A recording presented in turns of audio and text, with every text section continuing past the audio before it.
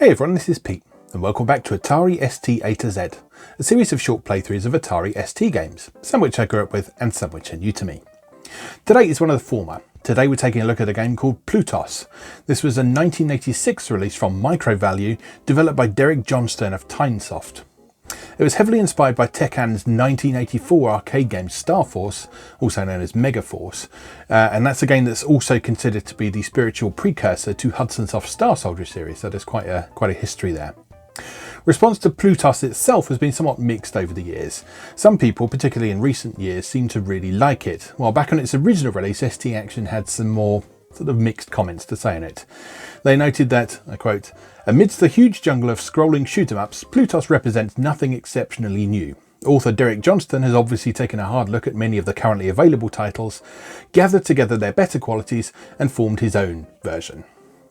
ST Action did praise the fact that the game had been released on a budget label rather than being a full-price title. And they said, "If you enjoy a good blast every once in a while but are not the world's greatest game player, then Plutos could be your answer."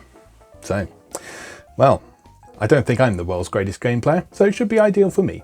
So let's go play Plutos. Okay, here we are with Plutos from Microvalue and Tynesoft, beg your pardon. I remember playing this back in the day, and I remember sort of liking it. I think my brother reviewed it and was sort of fairly meh about it.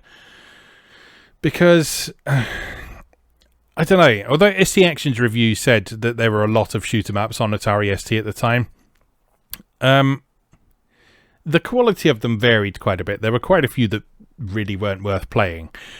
And so for this one to stand out as one that at least some people considered to be worth playing was noteworthy. So let's have a go. Let's see how it holds up.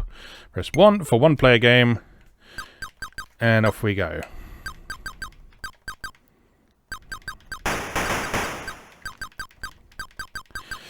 Right, yes, one thing I do remember immediately is the weedy sound effects.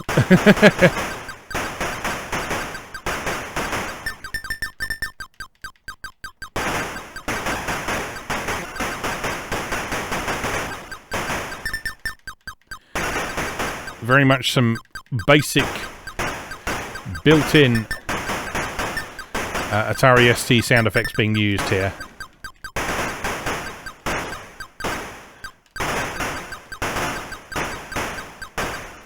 But you know, already, gameplay-wise,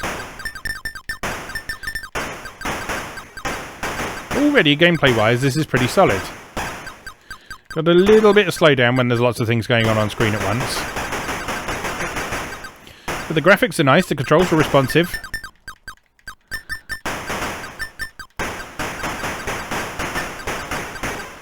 There's some varied formations of enemies to shoot.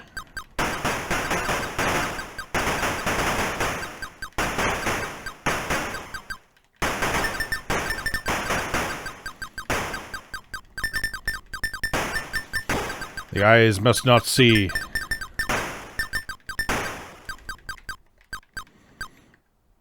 Alright. Done. They've taken care of it. 5,000 bonus and extra ship. I do like the control panel over on the right. That is another thing I remember liking back in the day.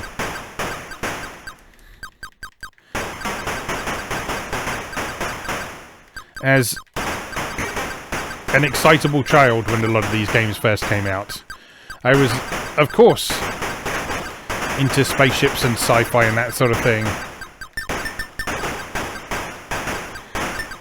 Oops. And I was very much about the 80s/early 90s aesthetic of unnecessary flashing lights and symbols and things that don't do anything.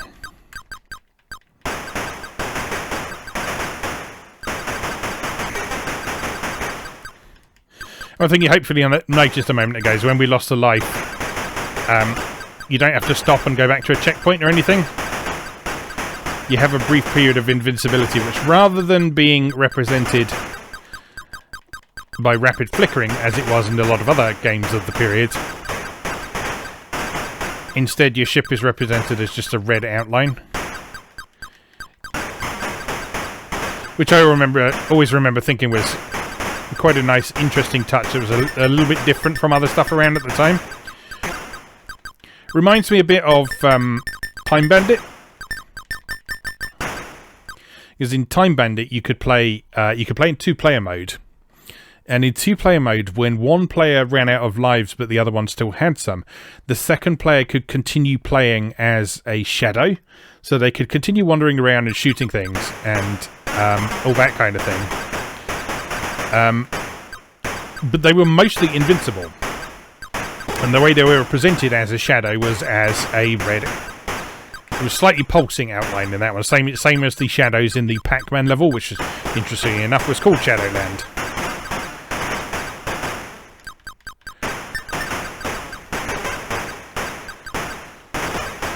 Implying that as soon as your partner died, you and your friend were off to Shadowland to become antagonists for the rest of your days.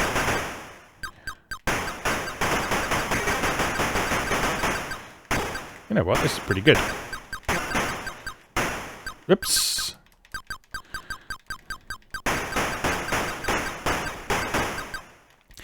I can perhaps understand a slightly negative reaction to this at the time, because, as I've spoken about a few times before in this series,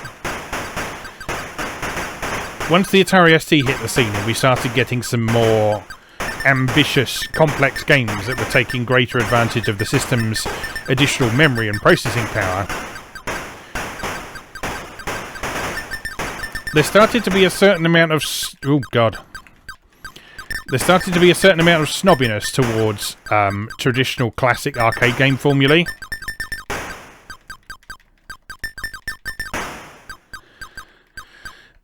And so even if a game like this came out and was good and solidly implemented, there was still that level of snobbishness about it where they were like, oh, we should be better than shoot 'em ups by now. We should be better than this mindless blasting.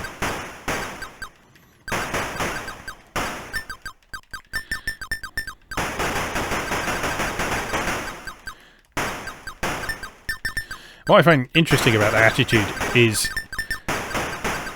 how well the shoot 'em up genre has endured over the years, and how readily people accept it as a technically demanding, heavily skill-based game these days that actually is not at all shallow or mindless.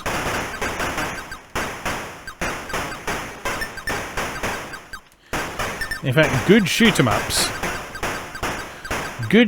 I'd say, are on a par with fighting games in terms of demand for complexity and skills and that sort of thing.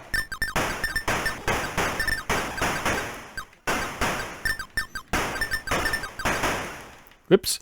The main difference being that shoot 'em ups tend to be more asynchronous competition. So shoot 'em ups tend to be competition on the leaderboards rather than direct player versus player competition.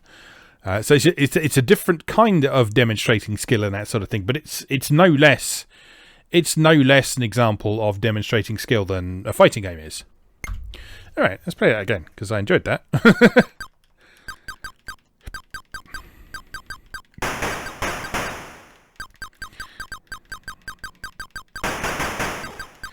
Yeah, like I say, as a fan of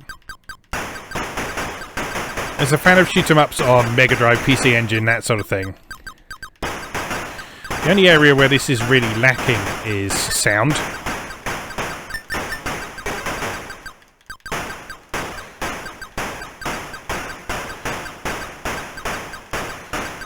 And yes, the sound here is very weak, there's no denying that, but it's also worth noting that it is performing a useful function.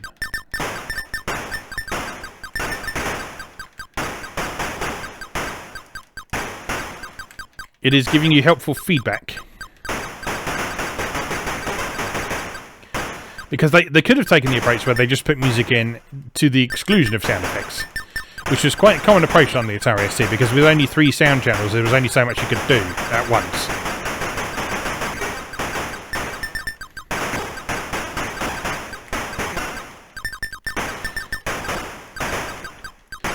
And to be honest, with the helpful audible feedback the sound provides in this game, I think I'd rather have the sound effects.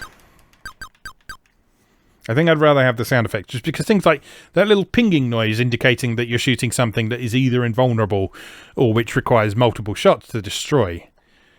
That's helpful. That's a helpful bit of audible feedback.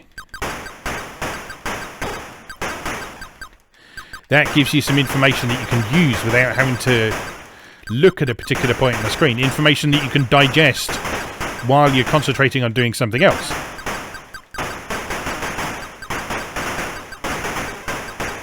Oops.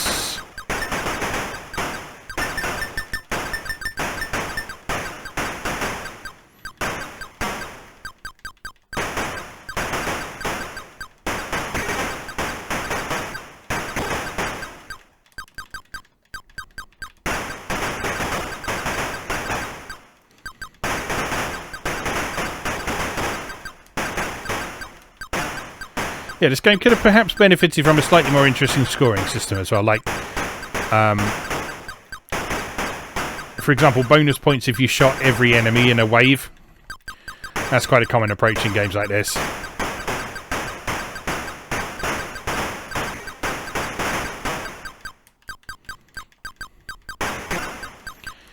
But as it stands, the sort of everything has its set value approach works just fine because there's still the opportunity to demonstrate your skill by destroying the points items at the side and all that sort of thing. So yeah, this is a well put together little game. For Sarah, apparently. Isn't that nice?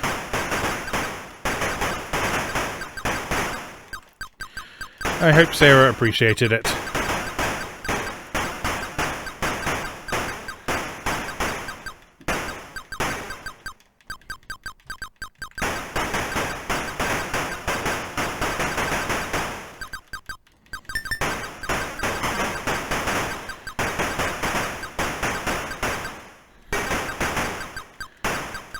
This game has been a really nice rediscovery, actually, because, like I said, I've sort of been operating on the assumption for many years that this wasn't very good for some reason, and I'm pretty sure, like I say, it was simply a product of the time. It's simply a product of the attitudes of the period. The assumption that we should be better than this by now. Shoot-em-ups are a relic of the past. Now we should all be playing complicated simulations and strategy games and that sort of thing. But no.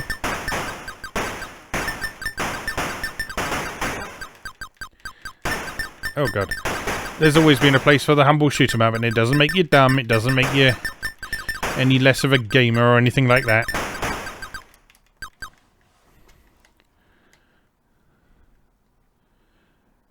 Go. Stage 4. This is where we died last time, I think, wasn't it?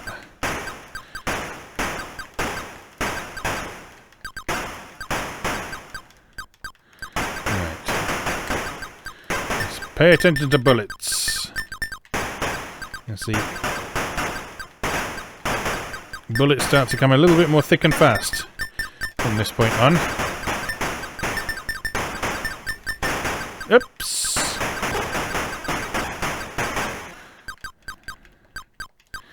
And destroy the things, or at least some of the things that are spewing bullets at you, as soon as possible to take a bit of pressure off yourself. Good. Point items are nice, but only if you can keep yourself safe in the meantime.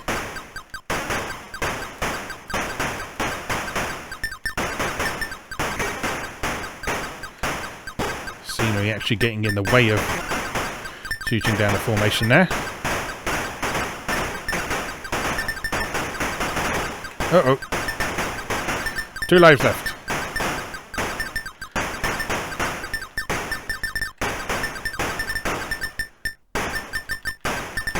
Three lives left. Got an extra life out of the weird chance-based thing. Oh god, many teeth. Many teeth to destroy. The eyes must not see. The eyes must not see. The eyes cannot see. Yes. I beat my high score. That's the important thing. Stage 5.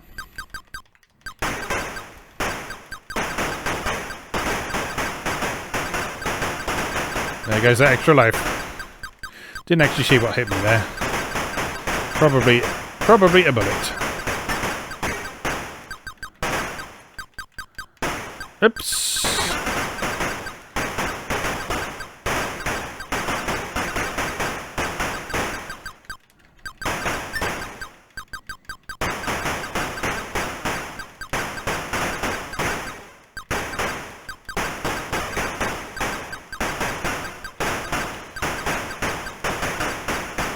Yeah, the more I play this, the more I like it. This is a good shoot 'em up.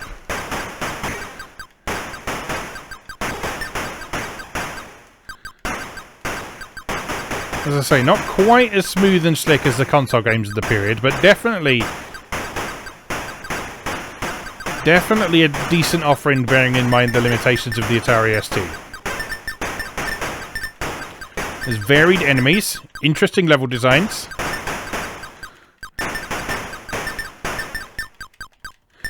plenty of different attack patterns to deal with, a nice difficulty curve.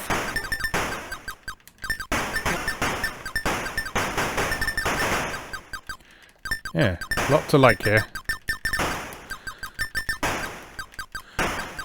And once again, the eyes do not see. Level 6.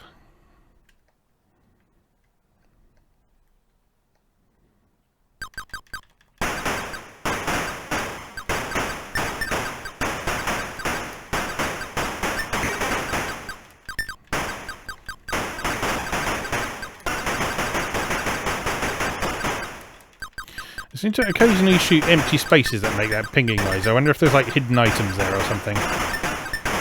Oh no, last life.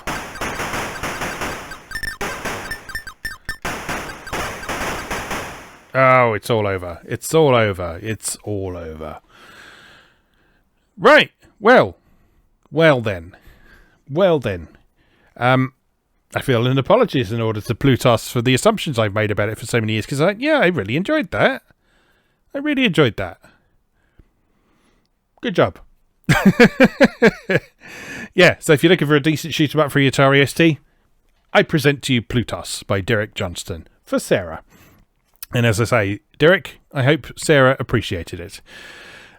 So yeah, we'll leave that there for now. Otherwise, I'll just end up playing this all day, which, I don't have a problem with, but I'm sure you've got things to do. So I will leave you to it. As always, thank you very much for watching, and I'll see you again next time.